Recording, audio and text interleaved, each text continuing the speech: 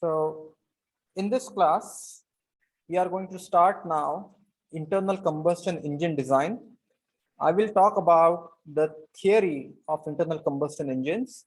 I will also give you the design steps, and then we would actually design a single cylinder internal combustion engine.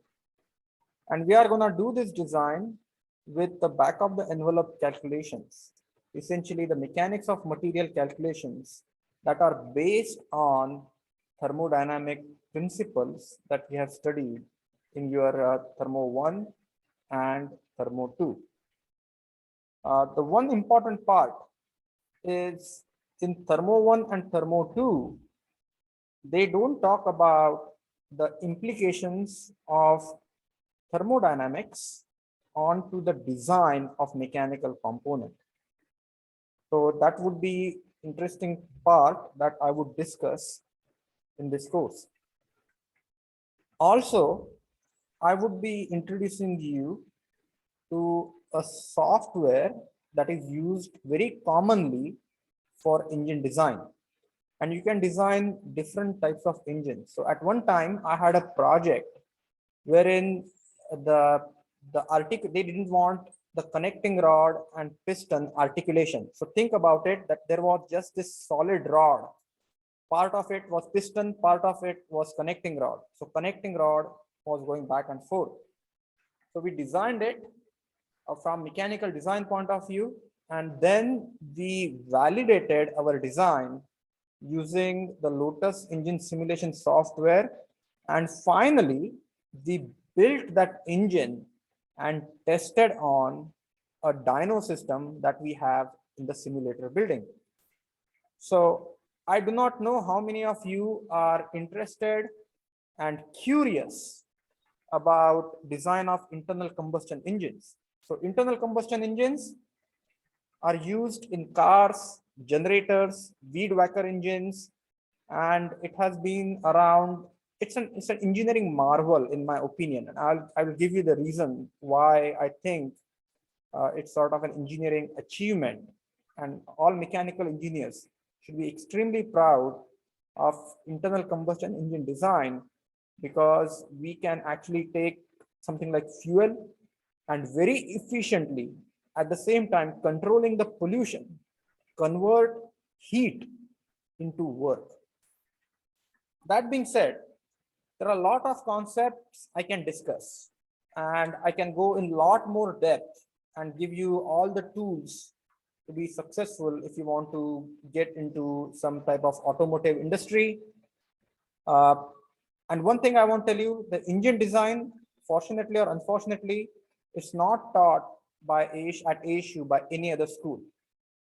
So this would be the first and the last chance for mechanical students to learn how to design an internal combustion engine and understand the practical principles of designing something, a complete system that can take fuel and convert that into useful work.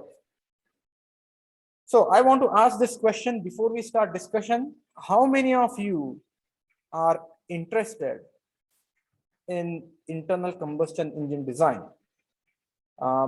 Because please note that I have not given you any assignments on internal combustion engine.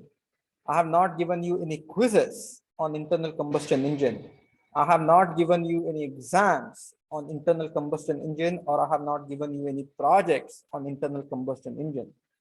And as a matter of fact, if you look at the material that we have covered so far, we pretty much have studied almost 75% of the textbook, and you should be able to finish. We actually covered whatever we discussed, we would cover, and you would be good for working on quizzes and homeworks. But I just want to ask you this: how many of you are interested in the engine design? So I saw one hand. Anyone else? Only one student? Okay, 2, the in-person student. Okay, 2. Okay, I see 3, 4, 5. Okay, fantastic. That's not bad at all. And I would promise you that the material that you learn here is going to be extremely useful when you apply for jobs at maybe an automotive manufacturer, Ford, Chrysler, General Motors, or you can, there is MTD engines, they make weed whacker engines that is in town. There are engine design companies locally, and there are a lot of shops and lot of industries that actually design miniature engines. So the material that you are going to study in class is going to be very, very useful. But remember, just like what we did in design of quarter joints or design of knuckle joints, we designed using some simple mechanical principles, and we validated our design using the CAD software.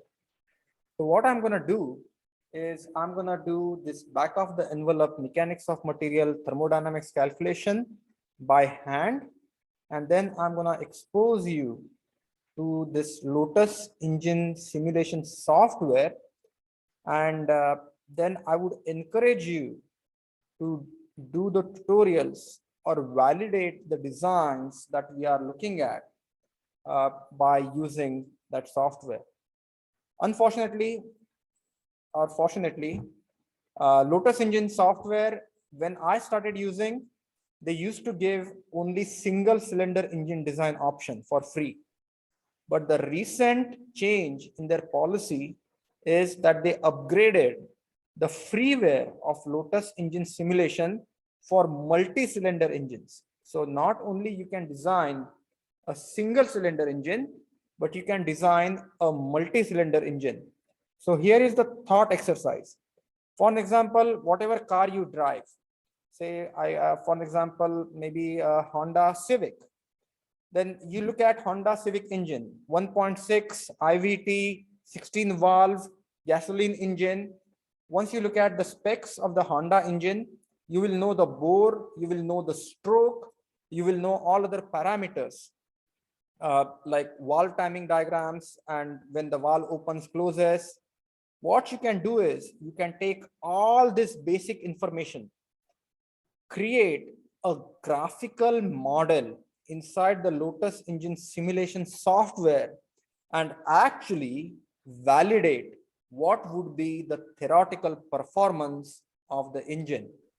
Then you can actually change the valve timing diagrams. You can add turbo, or what you can do is you can change the quality of the gasoline, and then you see how the performance of the engine changes. You can run the engine at 1000 RPM, 2000 RPM, 3000 RPM, and see what happens to the efficiency curves. This type of analysis we cannot do with our hand calculations. But once we have some preliminary dimensions, or if we have an existing engine, then we can try to do what if type of analysis on the engine. So quite a few times I met students who said, oh, I want to install a turbo in my Honda Civic, and I want to increase the intake pressure by 10 psi. 10 psi increased pressure at intake will give you enormous boost in the power output. And the reason for that is you are actually increasing the Carnot efficiency. And but the problem there is that high pressure would actually increase the pressures throughout the cycle. So which means your engine will generate a very high power, but a very short period of time, and afterwards you have to rebuild the engine. So that's usually what happens. So that's why when you look at customizing any particular car, you can use some type of simulation software to do the what if type of analysis.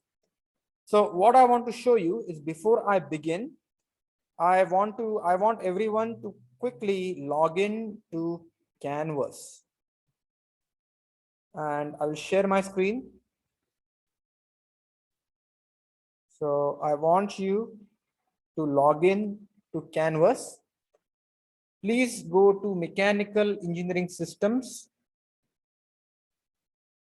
And in Mechanical Engineering Systems class, this is the class we are discussing. Please go to modules.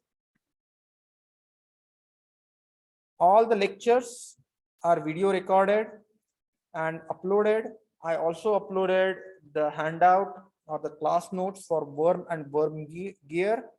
I want you to download this book or this tutorial on the Lotus engine simulation.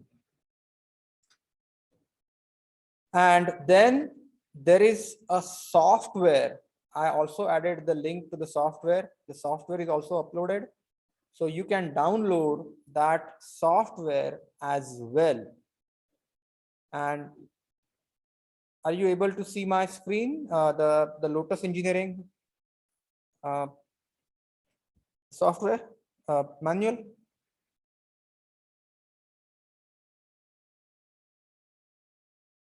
Can you see my screen with Lotus Engineering simulation software, or I need to change? Okay, good. Now what I want you to do is, and before we will, and I tell you, this is how you will make this learning more fun. So what I want you to do is, I want you to quickly scroll through this manual.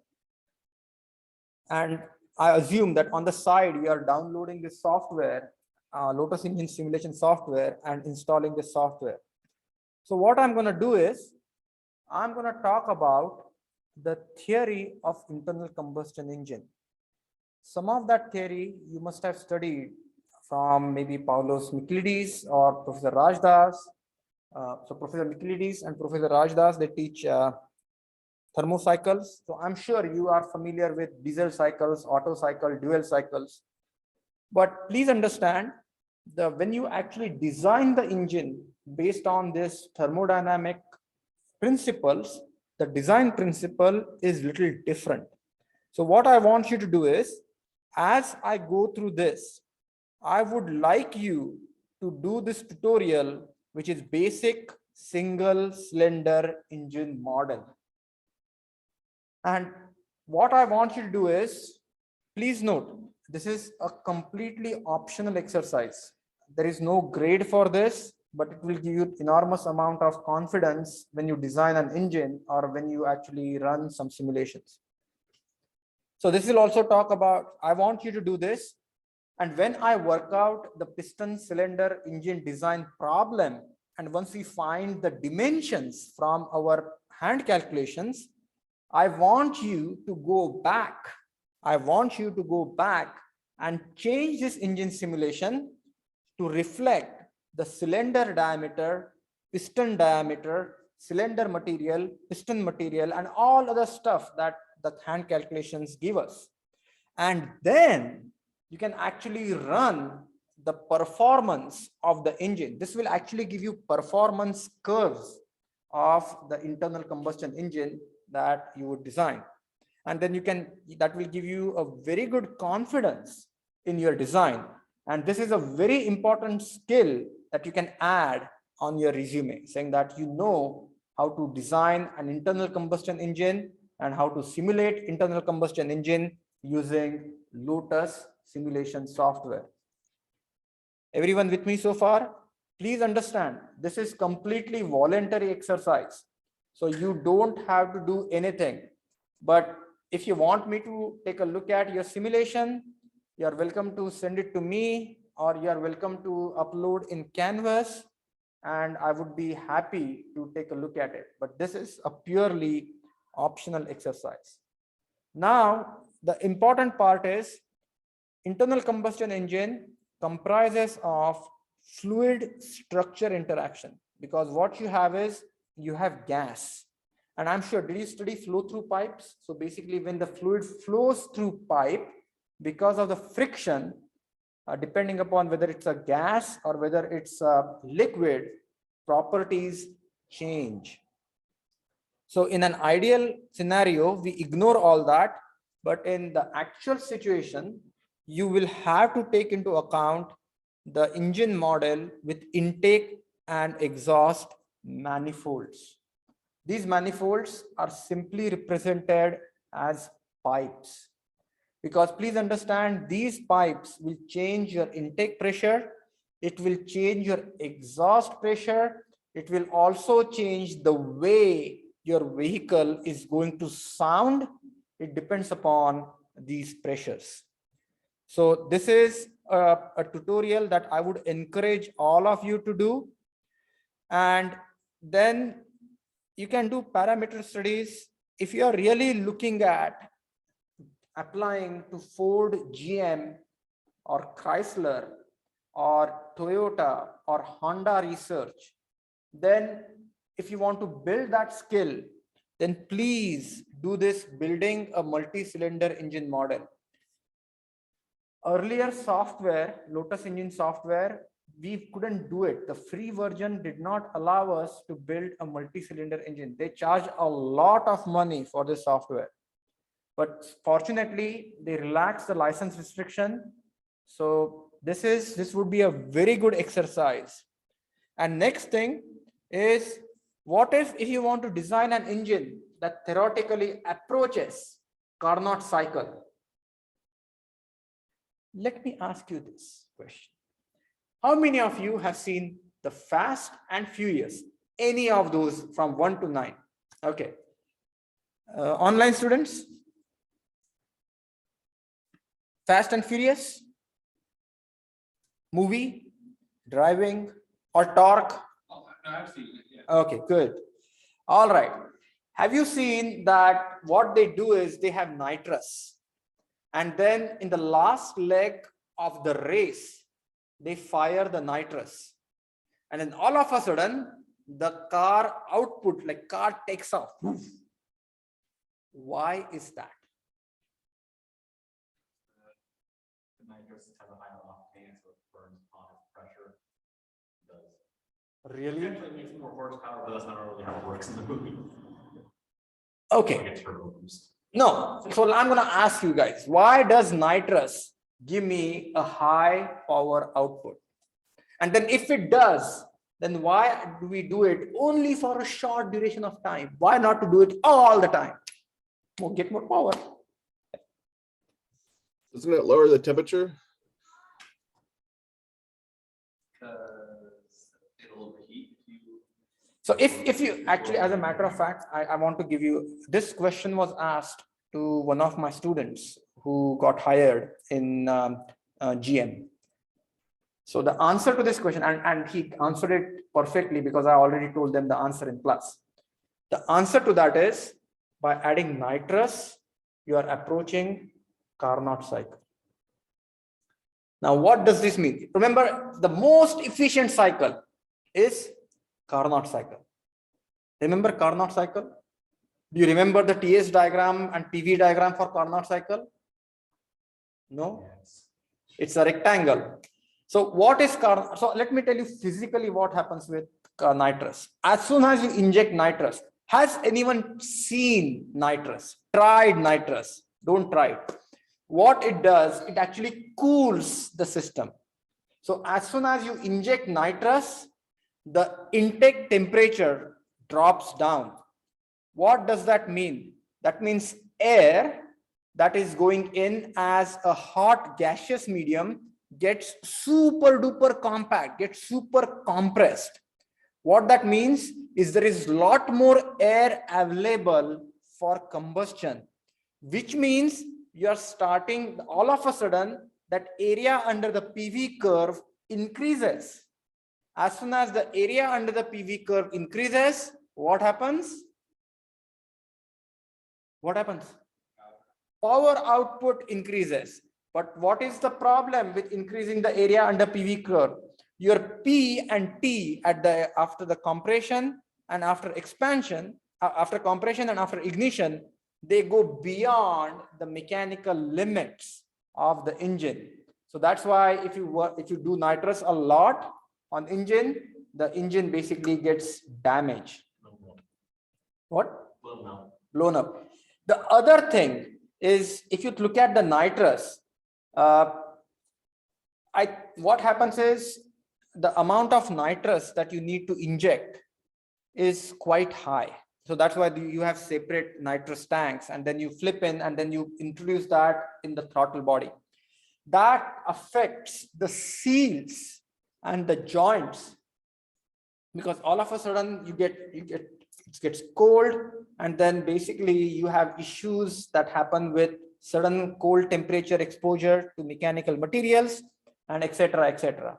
So if someone asks you in Fast and Furious, what happens when they introduce nitrous, you have to say the engine approached Carnot efficiency because the area under the PV curve increased, the power output increased. In theory, the amount of fuel that was injected was the same. Nitrous is not introduced in fuel. Nitrous is introduced on the air intake. So as soon as that happens, think about like air that was stratified, all of a sudden it became compact. Same thing happens when the aircrafts they are flown at low temperature, because the turbine, the intake air that is coming inside the turbine basically is compressed, and then you have a lot more mass of air compared to the mass that you have at a higher temperature. Everyone understood this? So when you watch Fast and Furious, check that out. So next thing is, what you want to do is adding sensors. So, and then if you really want to go ahead, you can add turbochargers, you can add superchargers, you can actually do lot of stuff. And I will give you introduction to two-stroke engine, but I will not discuss the two-stroke engine design in detail. But you can design a two-stroke engine using this Lotus engine simulation software. This software is fun to try. And why is it fun to try? Because it is something like Angry Birds. If you play Angry Birds, you will have a lot of fun. So once you start, and again, I'm not going to go through this entire manual. It's on Canvas for you to download and read. But what I want to show you is basically it's like drag and drop. So what you have is you get a blank canvas once you open, and then you are going to get different models on the left. You are going to get cylinder, you are going to get intake valves, you are going to get the pipes, everything. You drag and drop and connect a link, drag and drop. Then you are going to get a cylinder with fuel, and then you basically drag and drop. And then it will actually build a comprehensive engine model from start to end. And then what you can do is you can manipulate the diameter, the stroke length, all that type of stuff. Now, here is something that I want to talk about. You are not taught this information. So please read through this charging heat transfer model. You are not taught how the practical engine design models are, what are the practical models for heat transfer. But this short tutorial gives you a very brief overview of the entire engine design process. Then you can actually see, have you seen IV Tech engines? I don't know, how many of you work on engines or take engines apart? Online students? Anyone working on engines, taking engines apart?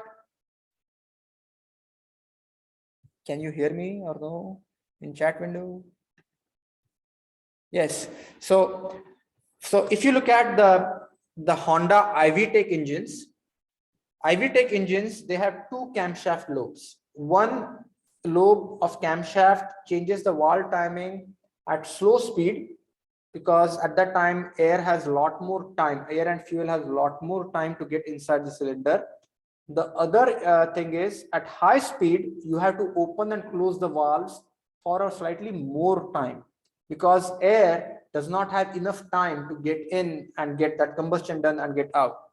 So what happens is, The IV Tech engines, they have different cam profiles at different speed. Actually, they have two. One is at small speed, one is at high speed. So all these opening and closing, that is change. And that affects the performance of the engine. And that's why you have 16 valves. Even though you have just 4 cylinders, each cylinder has 4 valves, 2 intake and 2 exhaust. And then what you can do is, I would strongly encourage you to take a look at adding different ports. So very simple engine model in the Lotus engine simulation would look something like this. Then you can add, it's very user friendly, and then you can actually run the simulation. Unfortunately, this software is only available on Windows, but at the end, you will get a very nice figure, and then you will get these efficiency and performance curves for the engine. So in class, we cannot do this performance and efficiency curve for entire operating point. We can find out efficiency, performance at the design point. But once you design, you want to see whether that efficiency that we started with, does it hold true? Or engine becomes more efficient, or engine becomes less efficient at speed increases. So all that type of analysis, this software will allow you to do. So please make use of this resource. And I would strongly recommend doing at least the first tutorial, which is tutorial 1. And I'm sure you will like what you're doing, because it's like drag and drop and running and simulation. And it's fascinating to see that your actual calculations, what you do with hand, they will coincide with the results that you get from the computer simulation. And this is not going to use the calculations that we are going to do, because this analysis and design is based on the thermodynamic, mechanical, and CFD type of modeling. So this is where the entire systems will come together. So typically it's very nice. You can actually do what if type of scenarios, clearly go through this, and you please explore the options. And hopefully some of you will get a chance. You actually can do fuel map, and then you can some of you will be able to see the performance of the car that you are driving. Or maybe what you can do is you can design a multi-cylinder engine. So this is how the multi-cylinder engine looks like. So you have the 1 cylinder, 2nd cylinder, 3rd cylinder, so this 4-cylinder engine. And then you can actually look at the different configurations, so I don't know if you have noticed this. Depending upon how the exhaust manifold is connected, it affects the performance of the engine. For example, some cars will have 2 exhausts. Some cars will have just 1 exhaust. Some cars will have exhaust attached at 1 single location. Some cars, engine exhaust is attached along on the exhaust pipe. Then depending all that stuff, these small things, they affect the performance of the vehicle. As a matter of fact, what size of radiator you have used, where you have placed the radiator, those things, they affect the handling. So if you go into car design, and we are just looking at engine design, but designing an entire car and engine is the most important part of it, is art and science. That's why these companies, they keep those design principles secret to that particular company. That's why one car handles differently than the other car. That's why Audi 3-cylinder engine drives differently than 3-cylinder engine Toyota, or Mercedes-Benz drives differently than Honda. Or as a matter of fact, Acura feels different than Honda, because everything what that goes in that car is fine-tuned based on sound engineering principles, what we are studying in this class. So Yeah, this is where the pressure loss junction comes in the picture, and then you see the pressure loss and all that stuff. So please go through this document, and actually you will teach yourself how to design engines. Once you are comfortable with this, the next version is Ricardo engine simulation, but that software is super expensive. It's not free. So we'll just use Lotus engine simulation. Okay. And what I wanted to show you here is quickly go through modules, and then I have uploaded the right software with proper software version. So you should be downloading this from here and then install, and it should install without any license file. Okay, with that, I'm gonna share my whiteboard.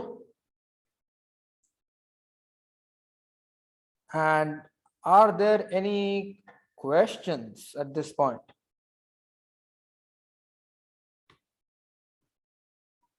Any questions from anyone?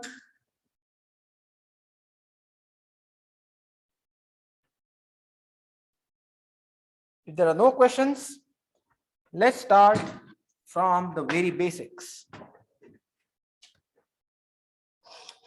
Why internal combustion engines? Okay, let me first ask you, what are the types of engines? So we are going to start there. 2-stroke, 4-stroke diesel.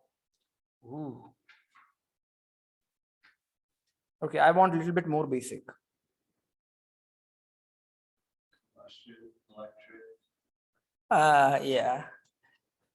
So what I was trying to get to is internal combustion engine and external combustion engine. Combustion engine and external combustion engine.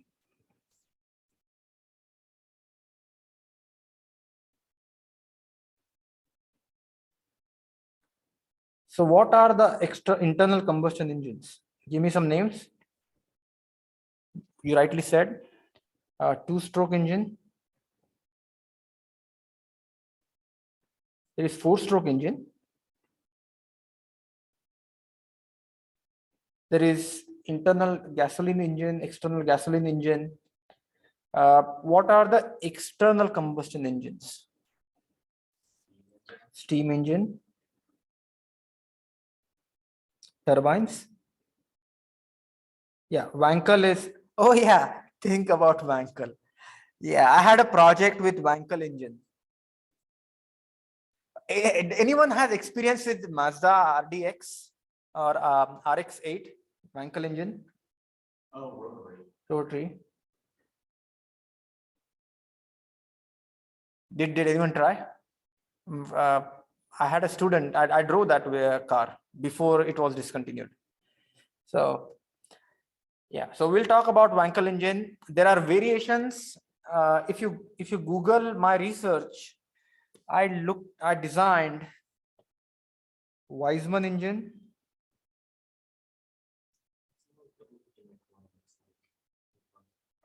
Yeah, there is also Campbell engine.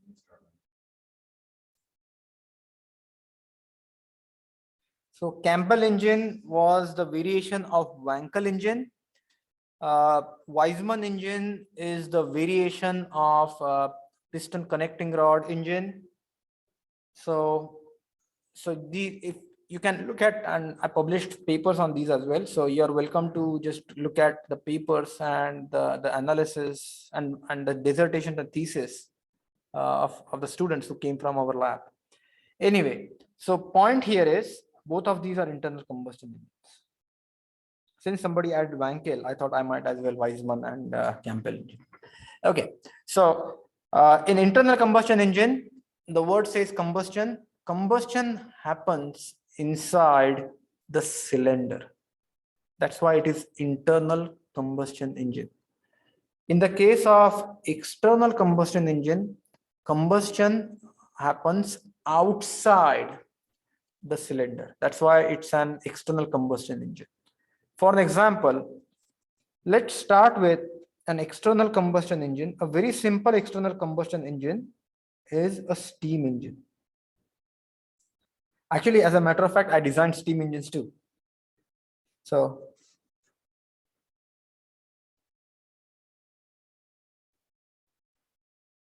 and if any of this information fascinates you, please understand that we have an automotive concentration in our master's program. I would strongly encourage you to explore that. There is this crosshead. And then to this crosshead,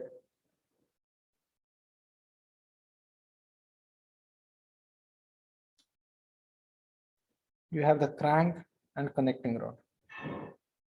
So this is the steam engine. Steam engine has an intake port and an exhaust port. And I would use port and valves interchangeably, but I need to tell you a subtle difference. When I talk about the ports are sort of the openings that are opened and closed. Okay, ports are sort of openings that are opened and closed. They could be opened and closed by a valve. They could be opened or closed by some other mechanism. But when I say valve, valve is like something like this. And then what you have is, it is sitting on this port. And this valve goes up and down. And there are different ways of doing this. So that brings me another question. Have you seen rotary valve engines? These are reciprocating valves.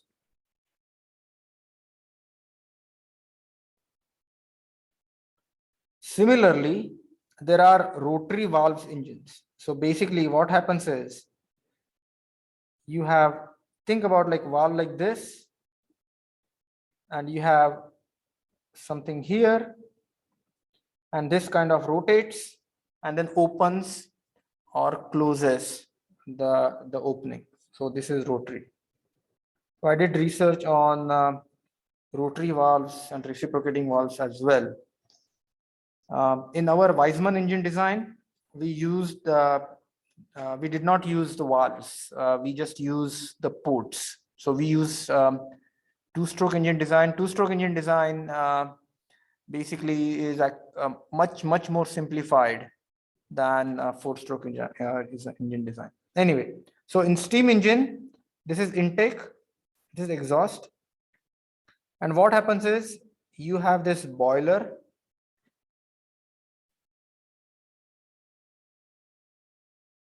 And this boiler, steam is superheated, and that steam goes to the intake valve, and it could be a valve or could be a port. So basically it could be a reciprocating port or it could be a valve. So that port gets opened up. High pressure, high temperature steam expands in this cylinder, and when this piston reaches the bottom dead center, BDC, which is the last point on the cylinder, it starts from TDC. This steam gets exhausted either to the atmosphere, or sometimes what we do is, you have a heat exchanger or some type of a condenser. So this is called condenser or heat exchanger. And this gets fed back onto the inlet side. So this is condenser or heat exchanger. So what's going to happen is, this high pressure, high temperature steam is going to expand and do a lot of work on this piston. And then essentially this reciprocating motion of piston will get converted into the rotary motion of the crank. And then basically this crank will be used for either propulsion. For example, the old rail engines, that railway engines, they work on either coal or they work on the diesel. They used to have steam, a big boiler. I don't know if you have seen those big engines like this. So this essentially was the boiler. And then you will see, so, and then here. So this is, so this guy is in old movies, probably you see, this is the boiler. So you would see crew here, that actually, and there would be the first bogie with coal. And then that person actually takes this coal and dumps in the combustion chamber. So that is how the external combustion engine would work. Let me ask you this. Have you studied steam engines? Okay, so tell me what cycle steam engine works on. Rankine cycle. Rankine cycle. And how does Rankine cycle look?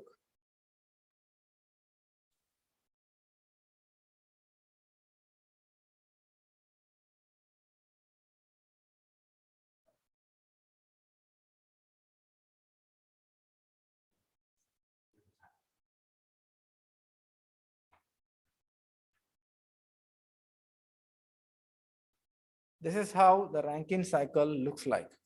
Area under the Rankine cycle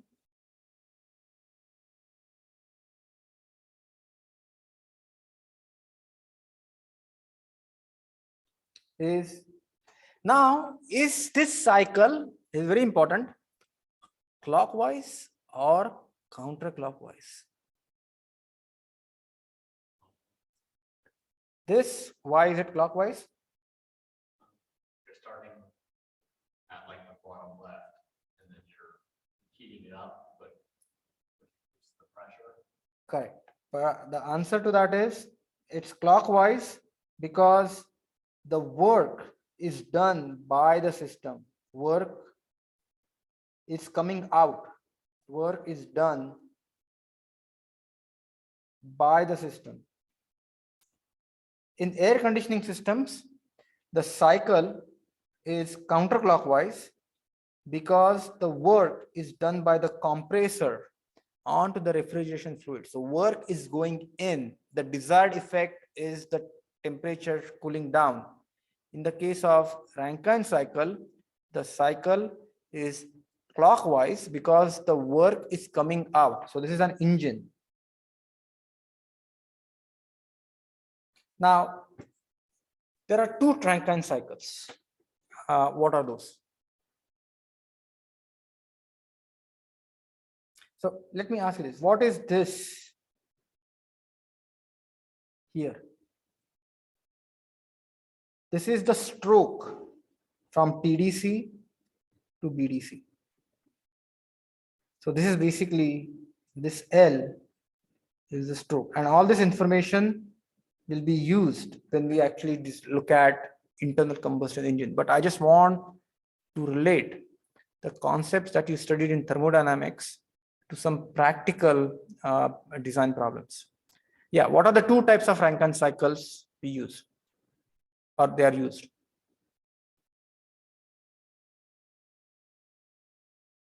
There is, okay, so everyone understands that area under the PV diagram is the work done. So now what I have is, I have a choice. So what I can do is I can do a Rankine cycle, something like this. But if you see the Rankine cycle, most of the times, this Rankine cycle is chopped off. And there is a very valid reason for this. Can someone tell me why? Because it reaches the end of the stroke. Oh, well, end of the stroke, you can reach here or you can reach here, right? The problem here is, look at the amount of work that you are going to get if you increase the stroke length. What is the consequence of increase the stroke length? Yeah, basically your engine becomes big, but the relative power output from that bigger engine is lower, because basically the work is diminishing in PV raised to whatever like gas law, I mean, whatever steam law that you use. So basically you use isentropic expansion. So it's gonna go down at PV raised to gamma. So it's sort of an exponential decrease. So this teeny tiny amount of work that is obtained at the end is not worth the additional stroke length of the piston. So that's why usually we use modified Rankine cycles. Now, what is the advantage of external combustion engine? And we'll talk about, so what is the biggest advantage of external combustion engine? Biggest advantage. Kind of use the hard working so you want. You can burn whatever you want. If you want to burn coal, that's fine. If you want to burn oil, you can burn oil. If you want to burn gasoline, hey, your call. If you want to change gasoline to diesel, your call. Mix gasoline and diesel and kerosene, you can use it. So the biggest advantage of external combustion engine is you have a lot of flexibility on whatever fuel that is available. If you want to use ethanol, you can use ethanol. In the case of internal combustion engine, has anyone tried running a gasoline car on diesel? No? So let me ask you this. What do you think will happen? Would it work or would it not work? At a fuel injected car, Yeah. might gunk up the injectors. It will run for some time. Oh, yeah, the diesel is also injected. So basically you also inject diesel. But you are right in the sense that the gasoline injectors are designed differently than diesel engine. And they basically will get clogged after a lot of significant use.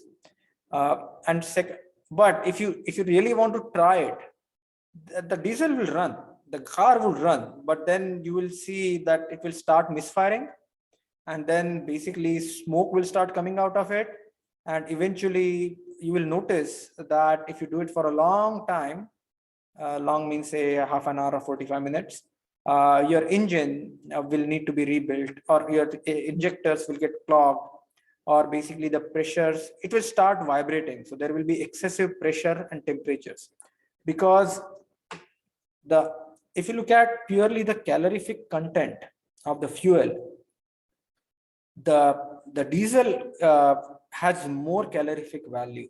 The diesel runs at higher compression ratio, which means the power output from the diesel engine is significantly more compared to the gasoline engine. That's why you would see these all big trucks, they run on diesel, not on gasoline. But gasoline compression ratios are small. Again, that's why the noise, the pollution, all of the stuff is low. And biggest problem with diesel is the particulate matter that remains after burning. Gasoline would burn cleanly. That's why you will see that diesel smoke and diesel smell if the exhaust is not passing through the exhaust fluid. So that's why you need DEF, diesel exhaust fluid, that will treat that that exhaust, and then basically take care of the smell and the soot and all other particulate matter. But at any rate, if your power requirements are high, then you typically go with diesel engines, because the diesel engines are more efficient than gasoline engine. And here is the reason. Let me ask you, why diesel engines are more efficient? I actually gave you the answer. Why diesel engines are more efficient than gasoline engines? It runs at a higher pressure, so it more efficiently burns the fuel. So the answer to that is diesel engine, they have higher compression ratio, which means if you look at the answer, if you look at the pressure at the end of compression and the pressure at the beginning of compression, that ratio is much higher for diesel engine compared to the gasoline engine. That's why the diesel engines are sturdier, because they have to withstand much more pressure. What is the problem with diesel engine? Diesel engine requires more maintenance typically. And starting diesel engine is a pain, because you have to overcome, since you have high compression, then basically the amount of starting torque the starting motor needs to provide is significantly higher than the starting motor that you use in a gasoline engine. Here is how, diesel engines run at lower RPM, and the reason they run at lower RPM for multiple reasons. First of all, okay, diesel engines, let me ask you, if I give you two engines and ask you out of that, which one is a gasoline engine and which one is a diesel engine, how would you decide? Even without touching, yeah. Everything on the diesel engine is gonna be like full gear. They are of same size. Look for spark plugs, because gasoline engines, they need spark plugs, which means the combustion is initiated by the spark plug. And I just want to tell you, we have fantastic resources on this campus. We have an internal combustion engine that is made with glass. That engine is in simulator building. So you can actually see the fuel burning. Once the spark is ignited, you will actually see that spark being propagated. You will see the flame front passing through the entire cylinder. So I would strongly encourage you to go to simulator building. They have engine cutouts. So whatever we are going to discuss here, you will actually be able to see and touch those components. We have dynos, so please visit simulator building. And then the cutouts and everywhere they are in the lab, the dynos are there. If you want to work on the glass engine, it's a fantastic engine, wherein what you can do is you can actually see engine knocking. Okay, has anyone tried basically at lower speed in a manual transmission, engine at slow speed but higher gear, say 4 or 5? What happens? You see engine knocking. So basically that happens because of knocking. That means that the fuel is not burned the way it is supposed to be burned, because the transmission curves do not match with the engine power curves. You can actually see the engine knocking. You can actually advance or retard the spark and in that glass engine, and you will see the effect on the flame front. That glass engine is also attached to an electric dyno. So how many of you have cars before 1996? Anyone has car? Yeah. So if you have to get emissions, and if your car does not have OBD2, what do they do? Yeah, they put it on a chassis dyno, the dyno, that big dyno they have. And make sure when they put it on dyno, they have that big fan running in front of the radiator. Otherwise, your car will overheat and it will start throwing errors. So basically what happens is there is a chassis dyno. Similar to the chassis dyno, we have something called an electric dyno. We also have a chassis dyno. We have water brake dyno. So all these dynos or dynamometers for power measurement, they are in simulator building. Please take a look at those, and that will give you an idea of how actual engines are tested. So this is the perfect time to start discussing internal combustion engine. But before I discuss internal combustion engine, any questions on external combustion engines?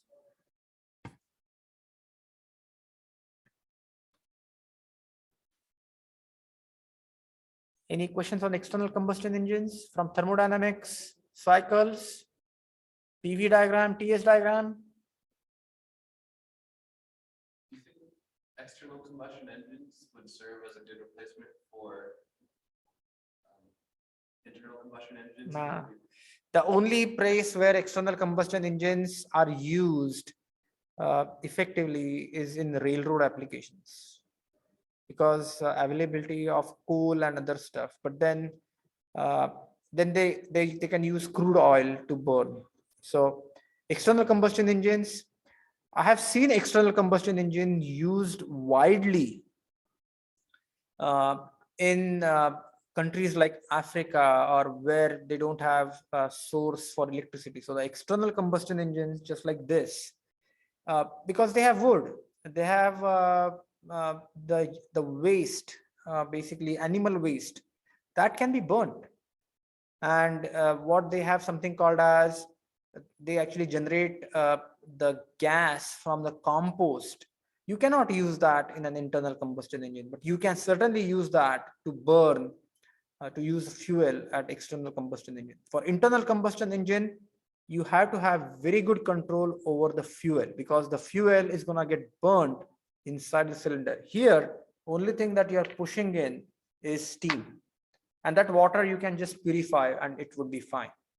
So there is a place for internal combustion engine. So I wouldn't see an external combustion engine on a car. But let me tell you, initial vehicles, the locomotive or initial cars had external combustion engines, but then afterwards internal combustion engine, once they became efficient, we had a lot more control over the thermodynamics, lot more much more better materials were invented and used. Then internal combustion engines replaced external combustion engines. Slap a nuclear reactor there. What? Slap a nuclear reactor on a car. You can't do that, because I tell you the problem with nuclear reactor. Basically, nuclear power is great, but the the level of control that you need for a successful control nuclear reaction. So what is happening in engines? Why? So if you think about engines and explosion, both of those are combustions, but engine is a control combustion. A teeny tiny fraction of fuel is combust, or burnt, and that energy is captured. So sometimes think of, I don't know if you have seen movies, you have seen in movies cars explode. Why do the cars explode? Because all that fuel gets burned suddenly, and that makes that car a bomb. So here is the question: if you have a nuclear reactor, you slap it on the car, just like a lot of nuclear bombs running around everywhere. So that's why the risk and the pollution, and then basically you get these isotopes, then you need heavy water and all that type of stuff. That's why nuclear power is good, but controlled combustion with nuclear power is expensive. There was that one concept in the 50s that was never made. It was just an idea of that Ford had. Yeah, I know in 50s, basically you should watch the documentary Who Killed Electric Car. So in 50s, there was a lot more work going on development, these new concept cars, like using multi-fuel cars, using at that time, they were looking at nuclear cars. They were also looking at electric cars. So if you want to see all that history and then what went into that design and all that, just watch that documentary. I think it is available on Netflix and Amazon Prime. Who Killed Electric Car? So anyway, so any other questions? Any other questions? Okay. Now let's start with internal combustion engines.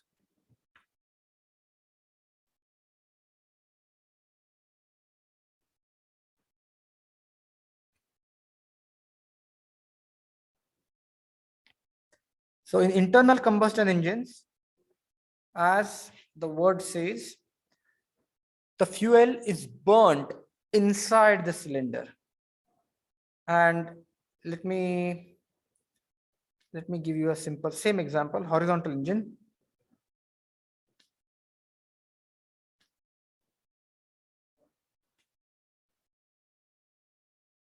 So this is the piston, and what you have here is a connecting rod. Internal combustion engine will not have a crosshead. This is the connecting rod.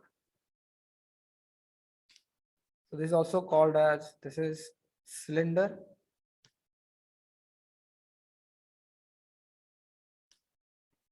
This is piston.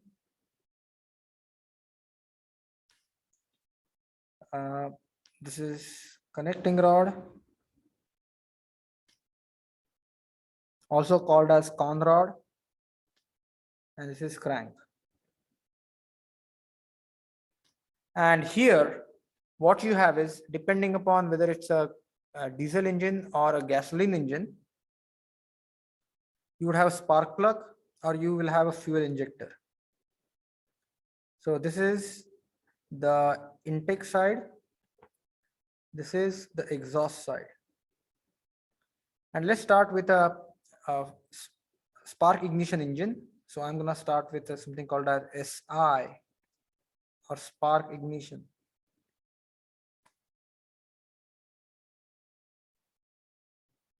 Gasoline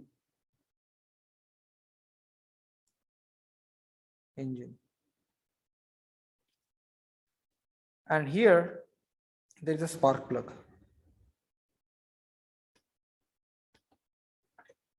So what happens is, you have this intake valve, you have this exhaust valve. And now what I'm going to do is, I'm going to plot. So this is something called as TDC. This is the extreme position on one side. This is called as top, dead, center, TDC. And similarly, this is called as bottom, dead, center, BDC. And the distance from TDC to BDC is called as stroke head. This is the crank radius R. Can someone tell me, looking at this geometry, the relationship between L and R?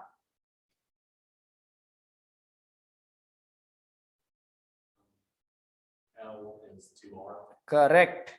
Because what's going to happen is, when the piston goes to the top dead center, the connecting rod and crank, they will be aligned. So basically it would look like this: connecting rod, crank. When it goes on to the bottom dead center,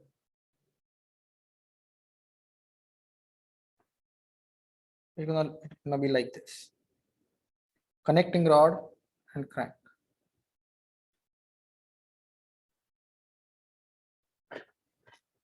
So this is the stroke length. The relationship L is equal to 2 times R. So let's talk about the gasoline or Otto cycle. So, and let's look at the 4 strokes. Why is it called 4 strokes? 4 strokes is because our entire Otto cycle is completed in forward, backward, forward, backward, forward, backward motion of the piston, which means to complete an entire cycle, you need 2 complete revolutions of crank. So why it is called as 4 stroke? Because 2 complete revolutions of crank. So what are the strokes? Tell me, what are the 4 strokes? Intake, compression, ignition, exhaust. Okay, so I will write it like in mechanical engineering system design parlance. So I'm going to use, we call it suction, compression, expansion. By the way, ignition is not a stroke. expansion, exhaust. Ignition happens at the end of the compression and beginning of expansion. So let's start. So suction. Suction means the air fuel mixture is going to enter from the intake valve. So the piston should move from top dead center to bottom dead center. Do you agree with me? It needs to suck that charge in. Suction. Actually, let me make it better. Let me plot this on top of here. So I start suction. Then after suction, inlet valve is closed, exhaust valve is closed, and the charge is compressed. So pressure increases, temperature increases. And if it's an isentropic compression, and I have to explain you why we assume isentropic compression. So it will use some type of PV raised to gamma is equal to C type of curve. It goes up. Then what happens is you basically at this point you ignite the mixture. So this is where you have spark plug. And all of a sudden, what's going to happen is you are going to have sudden shoot up in the temperature because that small teeny tiny fuel particle will get burnt.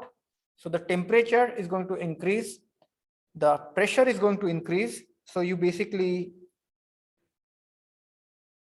PV. So basically, as you can see, this is pressure before compression. This is pressure after ignition. And then what's going to happen is it's going to exhaust. And when it is exhausting, it's going to give all that heat energy immediately to the piston and it's going to go down. And this is exhaust. So what you have is you have suction. So basically, I'm going to call from here compression, expansion, and then you have exhaust. So 1 to 2 is compression, 0 to 1 suction. So let me write this over here. 0 to 1, 1 to 2, then 2 to 3 is ignition. And it's not a stroke, but that happens because, so please note, ignition happens when the piston is at the top dead center. So the volume, please understand, volume is remaining same, but because of that sudden combustion, the pressure is increasing. And that increased pressure would do the work on the piston, and that would lead to expansion. And then finally, from expansion, you are going to have exhaust. So basically 4 to 1 to 0. So this is where the whole cycle will continue. This is an ideal cycle. Now, we also have in simulator building a teeny tiny pressure transducer that can fit inside the cylinder cavity, and you can map this PV diagram. I believe that internal combustion engine, the glass engine, you can map PV diagram on a graph paper. So the actual cycle will look different than the ideal cycle. So how would the actual cycle look like? Actual cycle would basically look like a blob. Because these cycles are happening so fast that you will not see these sharp turns. And here is the key word, fast, which means the suction, compression, expansion, exhaust, they are happening so fast. That's why these processes, some of these processes like compression and expansion are approximated as isentropic process. For a process to be isentropic, for a process to remain isentropic, the number one condition is it has to happen very, very fast. If the process is very slow, then it would be isothermal process. But if the process is happening very fast, that is one assumption, or that is when you would actually assume the process to be isentropic. I'm going to stop here and we would continue the discussion again. So next class also we'll be talking about a lot more theory of 4-stroke engines, 2-stroke engines, the differences, how would you practically study what are the characteristics, what are the cases when you use 2-stroke, when you use 4-stroke, what are the differences in the fuel, how does that affect the performance, and all the practical stuff of related to your thermodynamic concepts. However, I would strongly encourage you to do the tutorial 1 from the work of the help file. That will give you a lot more understanding as we look at some of those design concepts, because you will actually see how it is done. So again, no extra points, no bonus points, just more knowledge. So if you do that tutorial 1, which is I think chapter 2, that would be very helpful for you. Okay, I'm going to stop here. And if you have any questions, I would be happy to answer. Yes. I have a question.